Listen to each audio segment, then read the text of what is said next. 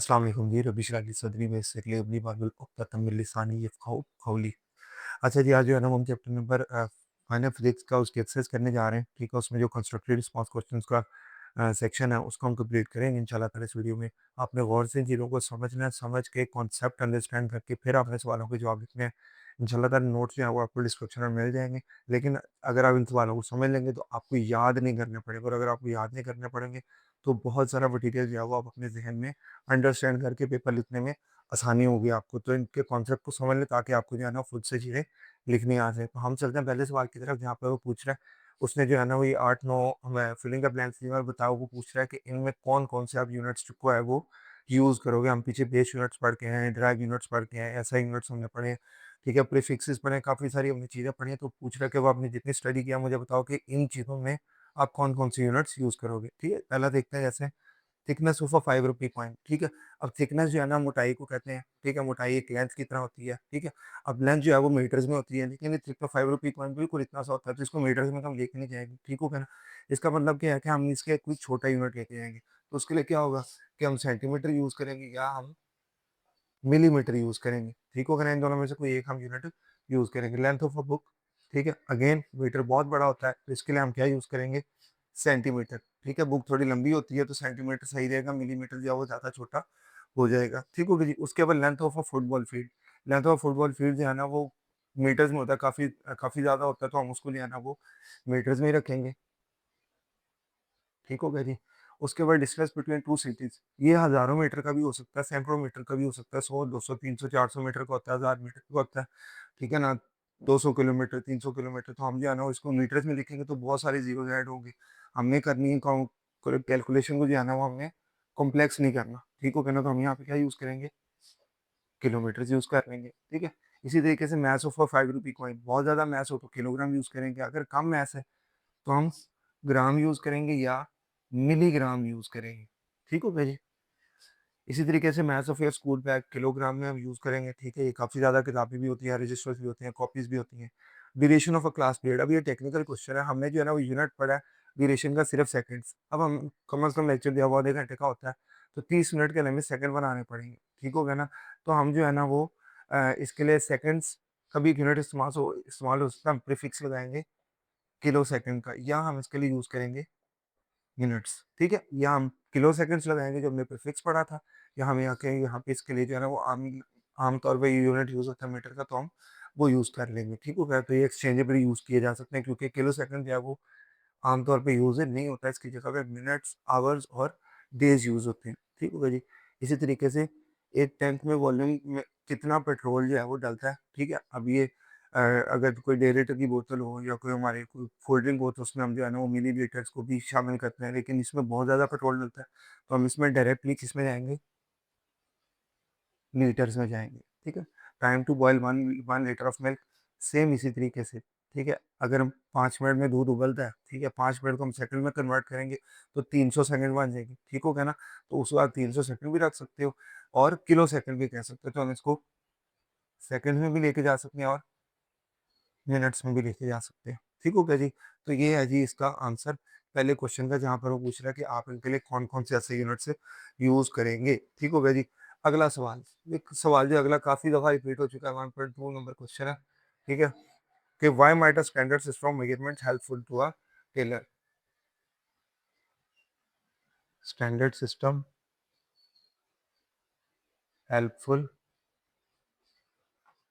To a tailor, ठीक है? ऐसा क्यों है कि स्टैंडर्ड सिस्टम ऑफ यूनिट जो है वो एक टेलर को हेल्प करेगा, ठीक है? हमने पढ़ा था कि जब भी एक स्टैंडर्ड सिस्टम ऑफ यूनिट होता है, ठीक हो गया ना? पुराने ज़माने में ओल्ड एजेस में जब है नो स्टैंडर्ड सिस्टम, कोई स्टैंडर्ड सिस्टम होता नहीं था, ठीक है जी? उसकी वजह से क्या होता था? कन्फ्यूजन क्रिएट होती थी और लॉसेस होते थे ट्रेड में, ठीक हो गया ना? तो ये क्यों होते थे? Due to different sizes of measurements, ठीक है, मेजरमेंट लेने के साइज़ में डिफरेंस होता था, जिसकी वजह से जो है ना कन्फ्यूजन होती थी। उसकी वजह से क्या होते थे, हमारे कारोबार में क्या होता था, कन्फ्यूजन होती थी और लॉसेस होते थे। ठीक हो गया ना? तो इस वजह से जो है ना एक स्टैंडर्ड सिस्टम बनाया गया ताकि for a tailor same length जो कि वो देगा और वो रिसीव करेगा। ठीक हो गया जी? So no losses. ठीक है, तो जब वो सेम लेंथ देगा भी और सेम लेंथ रिसीव भी करेगा, ठीक है ना, जितना का माल उसने दिया वो भी उसको सेम 1 यूनिट मिला, जितना उसने रिसीव किया वो भी उसको 1 यूनिट मिला, तो कारोबार में लॉस कम होंगे। ठीक हो गया जी? तो इस तरीके से जो है ना एक स्टैंडर्ड सिस्टम ऑफ मेजरमेंट जो है वो एक टेलर को हेल्पफुल लेगा कि जब वो कपड़ा जो है ना वो सेंड करेगा तो उसके लिए एक स्टैंडर्ड सिस्टम ऑफ यूनिट है। उसको हाथ से नहीं नापना, उसको जो है ना वो बाजू से नहीं नापना, स्टेप से नहीं नापना, उसने एक जो है ना मीटर उससे उसको स्केल करना है और उसे सेंड कर देना, आगे मीटर उससे स्केल होगा और उसको जो है ना उसका सामान मिलना है। तो इस वजह से लॉसेस बहुत कम होंगे, एफिशिएंट वर्किंग हो पाएगी। ठीक हो गया ना? एफिशिएंट वर्किंग हो पाएगी, ठीक है, और कारोबार जो है वो स्मूथली चल सकेगा। ठीक होगा जी? अच्छा जी, आगे आते हैं हम 1.5 नंबर क्वेश्चन पे। ठीक हो गया जी? 1.5 नंबर क्वेश्चन है, ये इंटरेस्टिंग क्वेश्चन है। वो कहता है कि end of metre rule is worn out.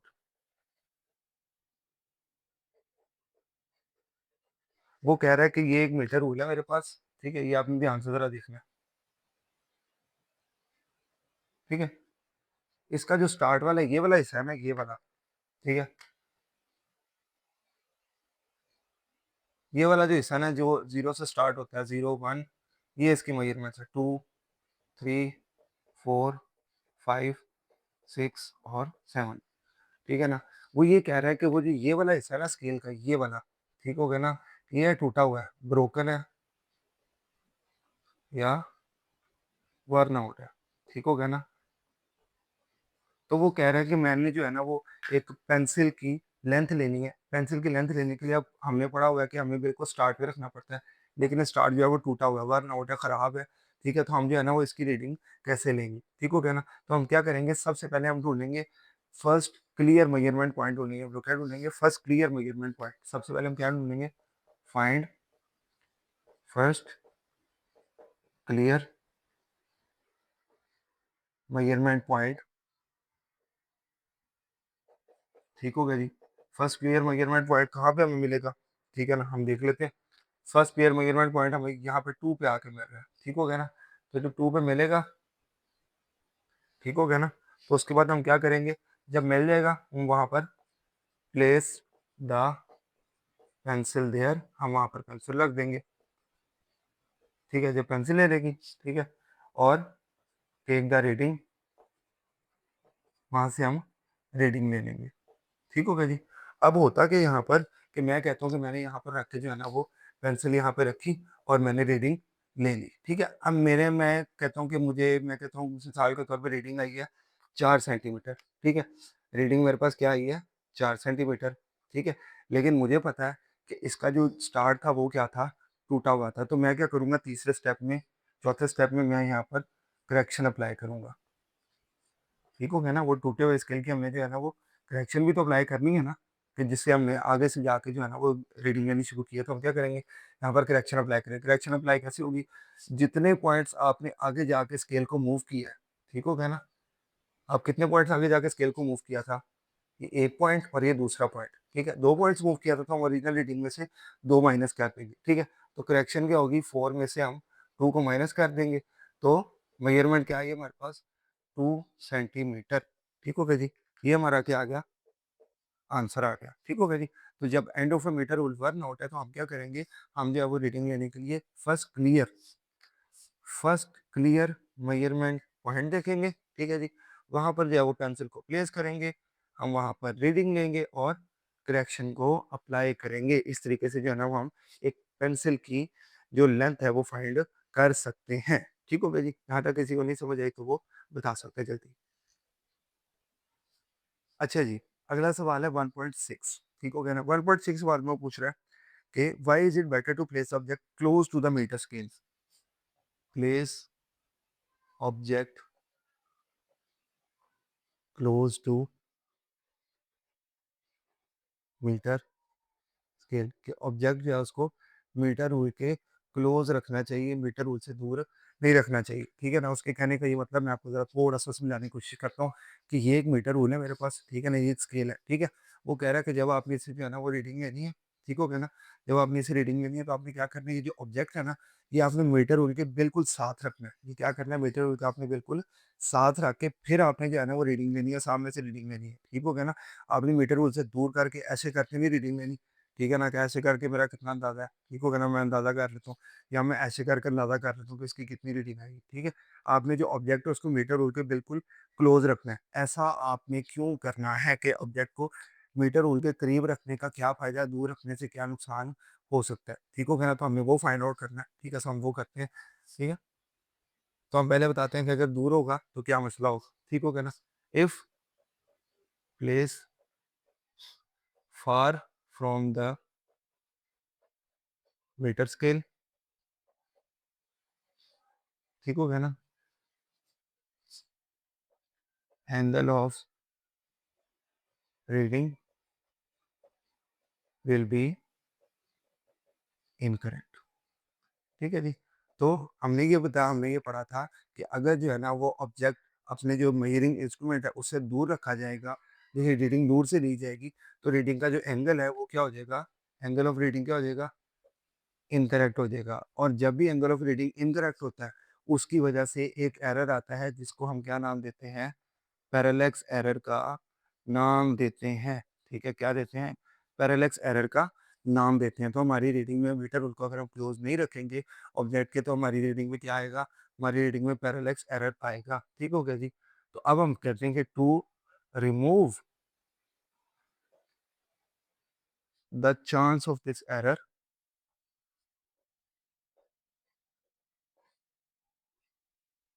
ठीक हो गया जी? हम क्या करते हैं?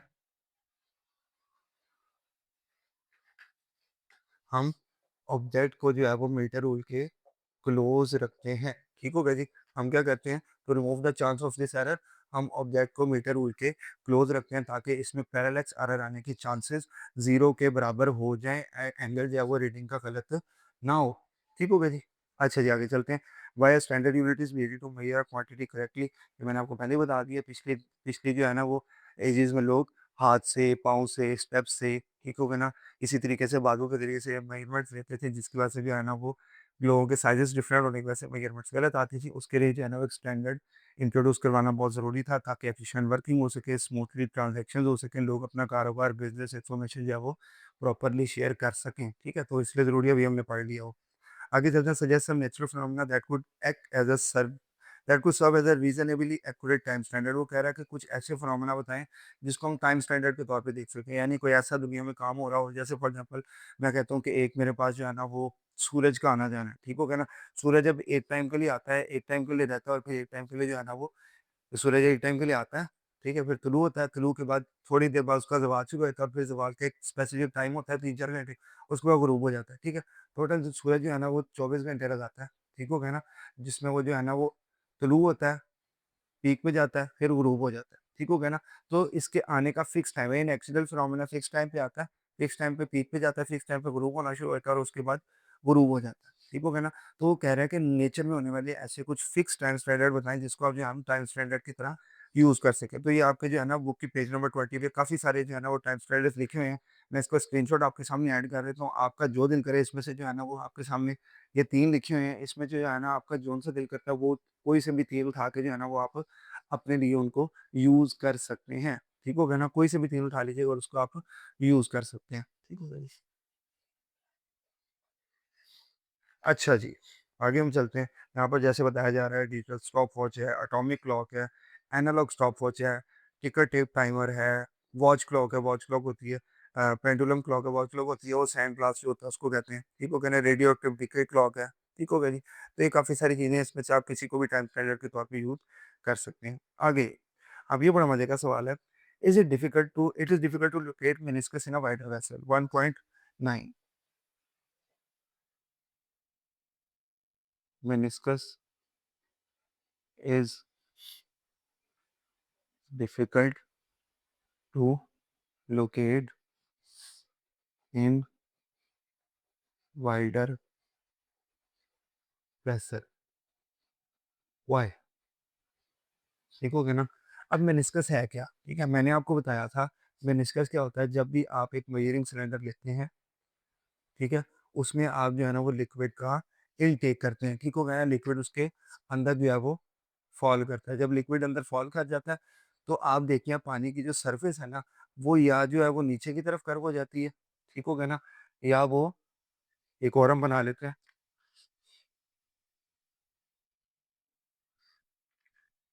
यहाँ पर भी लिक्विड इनटेक हो गया, ठीक है, या वो क्या हो जाती है, ऊपर की तरफ कर्व हो जाती है, ठीक हो गया ना।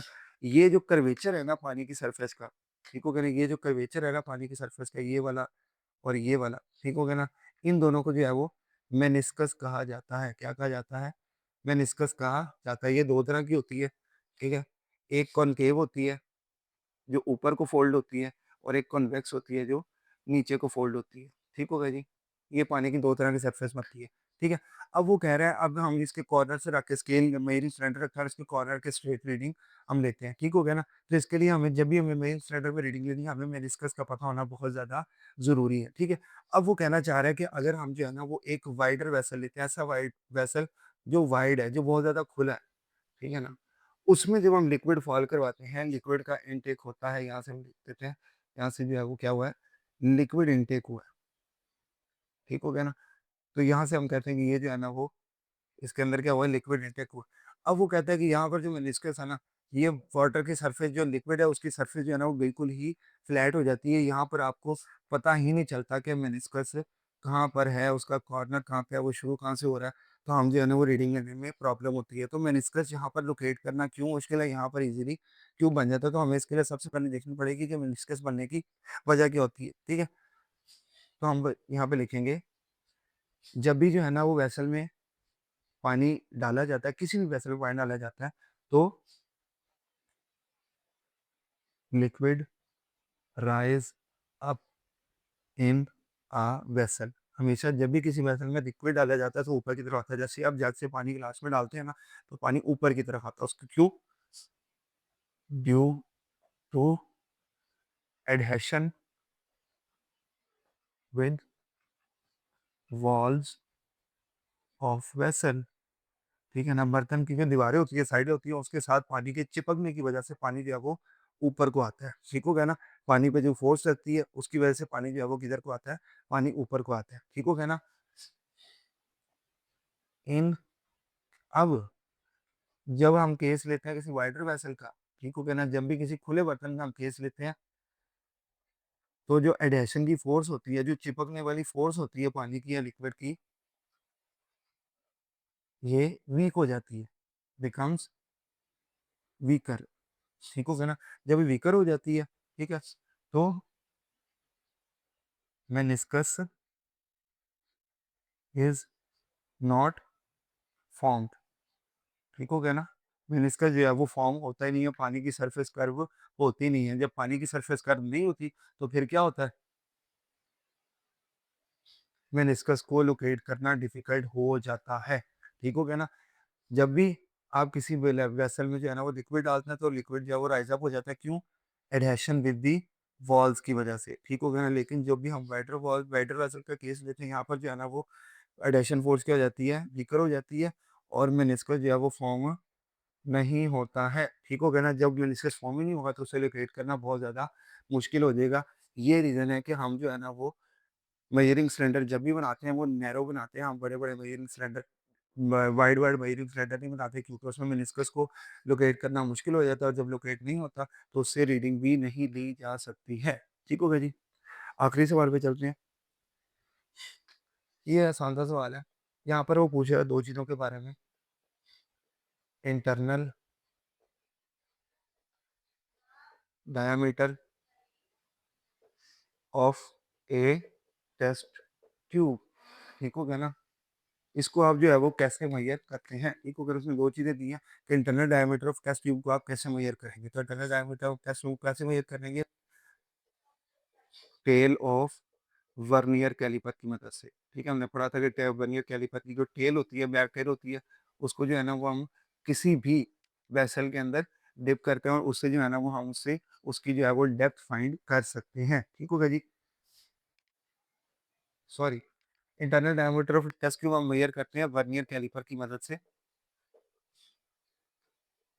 वर्नियर कैलिपर के इनर जॉज की मदद से, वर्नियर कैलिपर के इनर जॉज की मदद से हमने देखा था कि वर्नियर कैलिपर के एक आउटर जॉज होते हैं जो बड़े-बड़े जॉज होते हैं जिसके अंदर हम चीज़ को फिक्स करके उसका डायमीटर मालूम करते हैं। ठीक हो गया ना? लेकिन जब इंटरनल डायमीटर मालूम करना होता है तो हम उसके इनर छोटे जॉज उसके ऊपर लगे होते हैं, उल्टे करके किसी जग के अंदर डालते हैं, उसको खोलते हैं, तो उससे हमें इंटरनल डायमीटर मालूम होता है। ठीक हो गई? दूसरा वो पूछ रहा है कि depth of a beaker,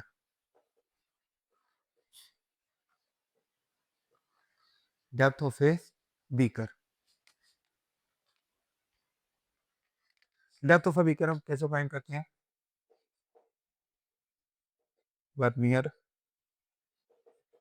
caliper, vernier caliper की टेल की मदद से। ठीक हो गया ना? जो उसकी टेल होती है, जब वर्नियर कैलिपर खुलता है तो टेल निकलती है। टेल को हम डेप्थ में डालते हैं और उससे जो है ना वो हम उसकी रीडिंग ले लेते हैं ऊपर से। इससे जो है ना वो हम डेप्थ ऑफ बीकर को फाइंड कर सकते हैं और इस तरीके से हम internal diameter of test tube को भी मेजर कर सकते हैं। ठीक हो गया ना? डेप्थ को मेजर करने के लिए आप जो है ना वो वर्नियर कैलिपर भी यूज़ कर सकते हैं। अगर आपके पास नहीं है तो आप मीटर रूल को भी जो है ना वो मेजरिंग सिलेंडर के अंदर डिप करके उसकी डेप्थ फाइंड कर सकते हैं। ठीक हो गया ना? लेकिन प्रेफरेबल यही है कि वर्नियर कैलिपर की टेप यूज़ की जाए क्योंकि इसकी मेज़रमेंट काफ़ी एक्यूरेट होती है। इसका G-स्पॉन जो है ना बहुत ज़्यादा लो होता है जिसकी वजह से रीडिंग जो है ना वो आपको काफ़ी ज़्यादा प्रिसाइज़ और काफ़ी ज़्यादा एक्यूरेट मिल जाती है। ठीक हो गया ना? तो आपको जो है ना वो काफ़ी डिटेल्स में जो है ना वो इसकी कंस्ट्रक्टेड रिस्पॉन्स क्वेश्चन करवा चुका हूँ। यहाँ तक अगर अब अभी तक किसी को भी कोई मसला है तो वो कमेंट सेक्शन में कमेंट करके बताएँ ताकि उसका ये वाला मसला हल किया जाए। नेक्स्ट लेक्चर में ज़ूम होगी इसके न्यूमेरिकल वाली चैप्टर फिनिश एम्प्टी खत्म हो जाएगा। दोबारा भी इस चैप्टर की तरफ आपकी रिक्वेस्ट भी आएँगी, उससे पहले नहीं आएँगी क्योंकि मटेरियल कवर करने के लिए बहुत ज़्यादा है। मैं मिलूँगा आपसे नेक्स्ट लेक्चर में, तब तक के लिए